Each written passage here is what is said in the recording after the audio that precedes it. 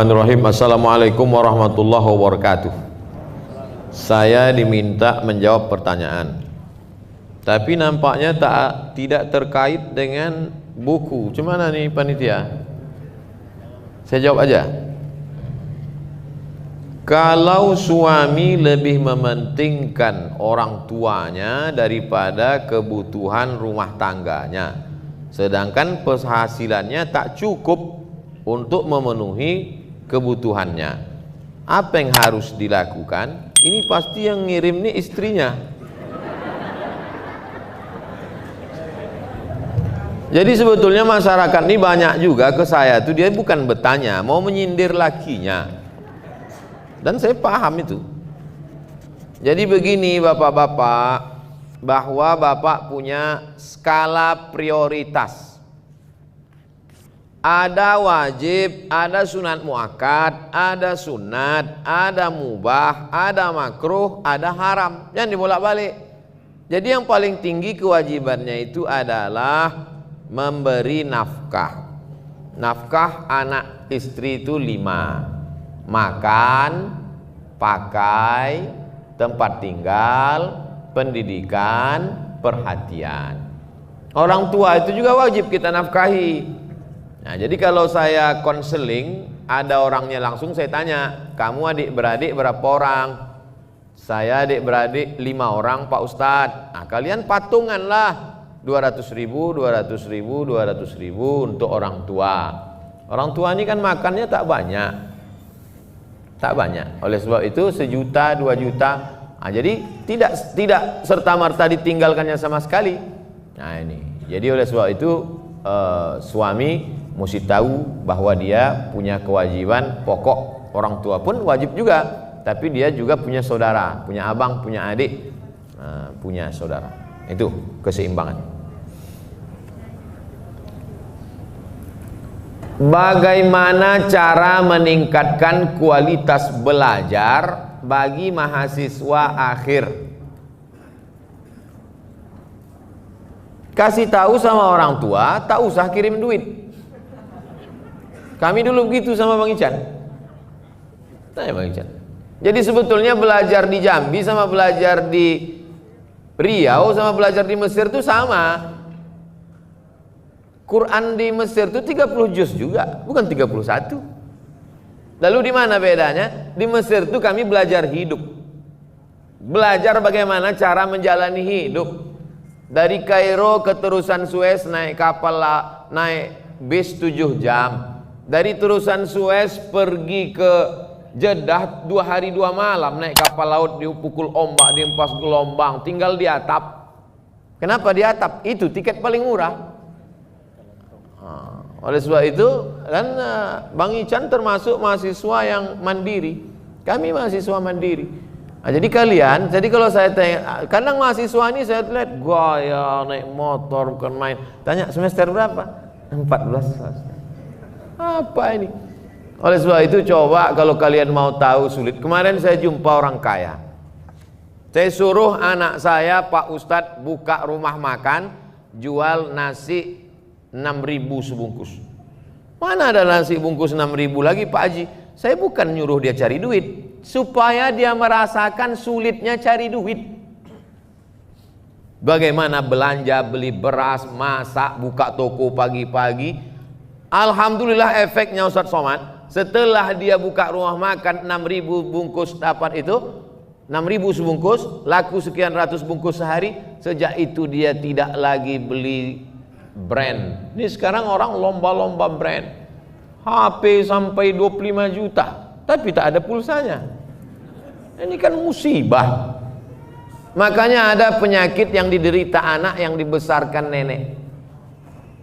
Anak yang dibesarkan nenek punya penyakit. Apa nama penyakitnya? Tak bisa mengikat tali sepatu.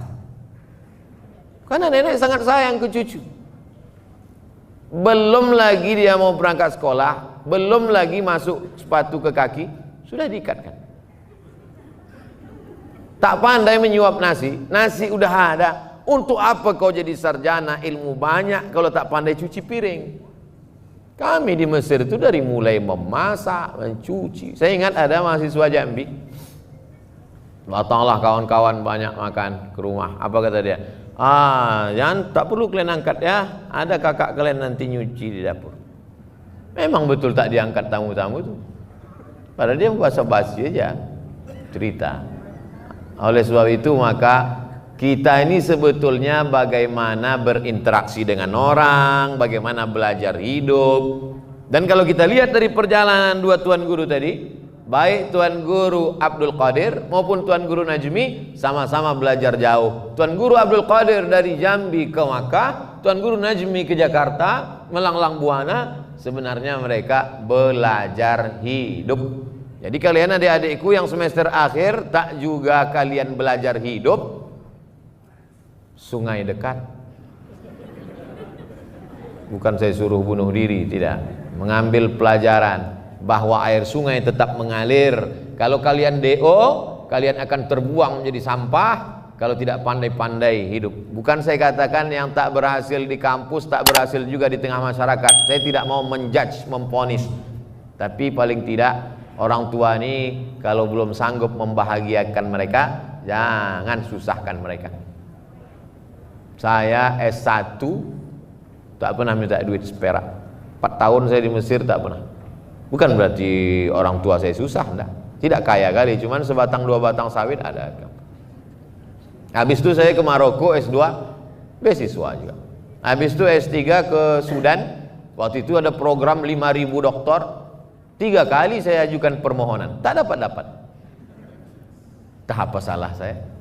Nah, tapi akhirnya doktor juga. 24 Desember 2019 saya sidang doktor.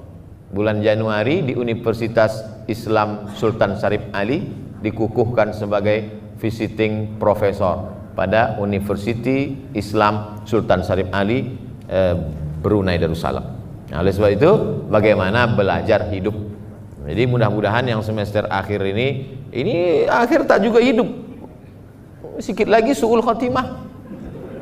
Nah, coba dulu ayah, emak jangan kirim uang belanja. Bulan semester ini aku mau jual loper koran, mau kerja di Dorsmer, mau jaga ruko. Nah, insya Allah bangkit semangat. Beda antara orang lari santai sama lari dikejar anjing. Nah, itu. Kami dulu beasiswa dari Azhar 160 pon, untuk makan 50, untuk sewa rumah 50, tinggal 60. Biaya bis, simpan tabung, mana tahu demam panas. Lalu kemudian ongkos angkot, taksi dan lain sebagainya. Putus beasiswa itu kalau 2 tahun tak naik.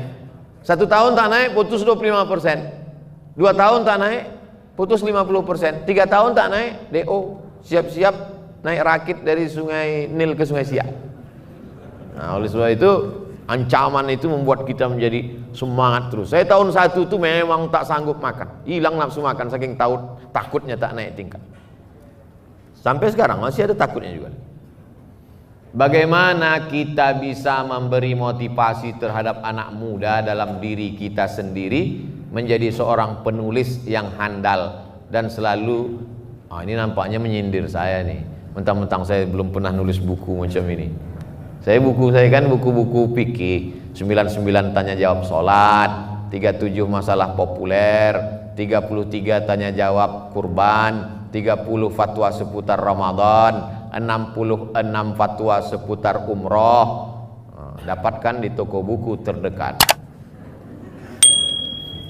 Buku saya tak ada yang novel seperti ini. Jadi pertanyaan ini nanti akan dijawab oleh penulis langsung. Nanti sekarang ini saya dulu. Ini untuk penulis.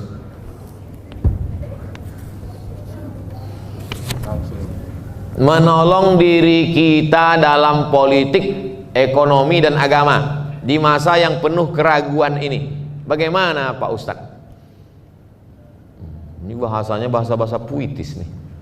Menolong diri kita dalam politik. Pilihlah orang yang memperjuangkan agama dengan kekuasaannya. Nggak ada yang baik Pak Ustadz. Terus pilihannya berapa? 2. Antara apa? Antara setan sama iblis. Pilih setan. Apa dalilnya? Akhaffud dararain. memilih mudarat teringan di antara mudarat terberat.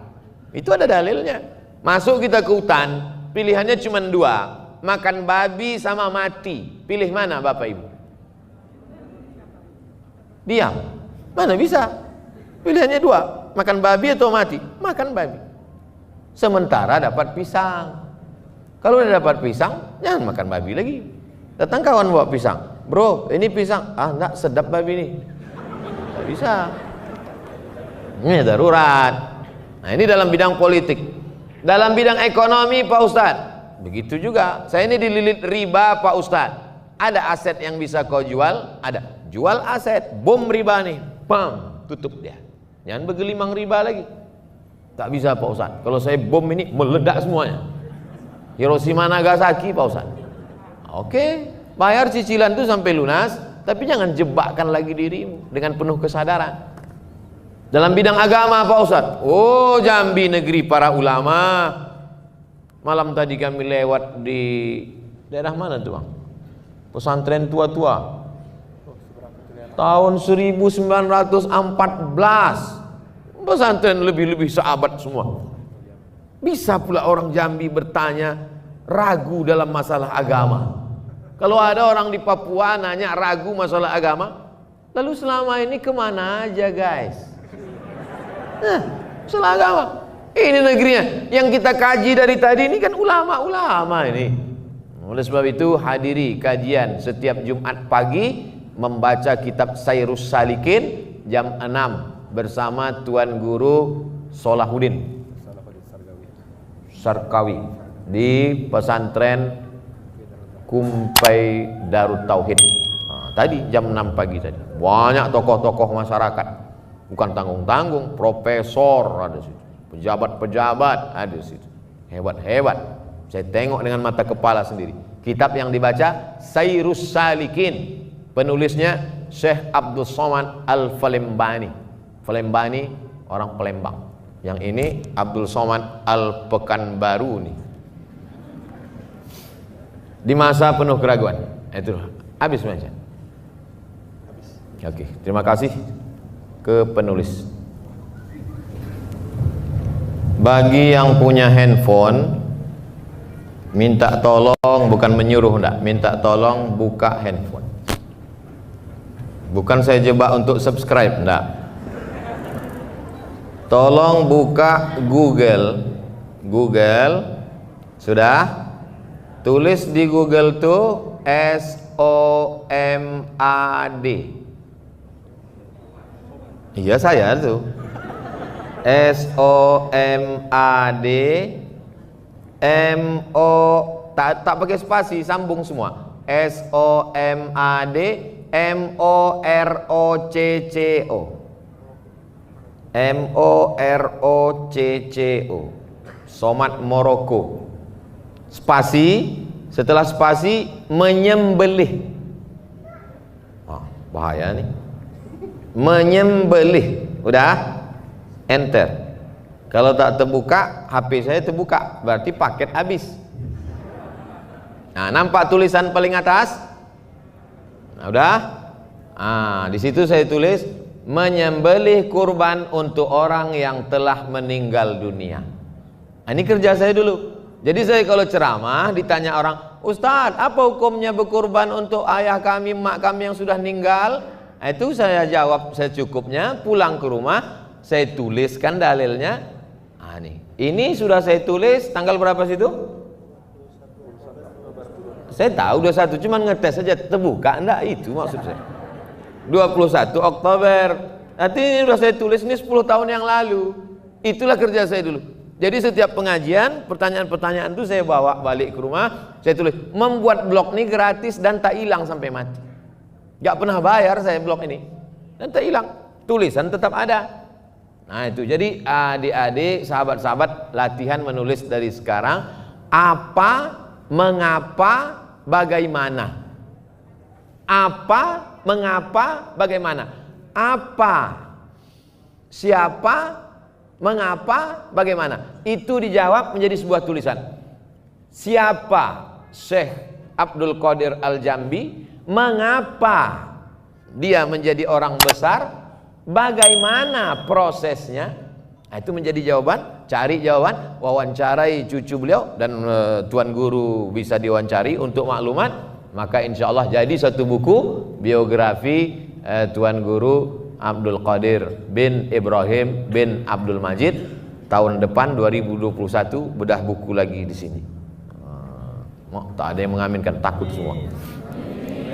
Jadi saya menulis begitu cara saya menulis. Sekarang sampai sekarang saya tetap menulis sesuatu, menulis di Instagram, di WhatsApp, yang penting-penting, yang tak penting enggak. Demikian jurus singkat yang dapat saya sampaikan.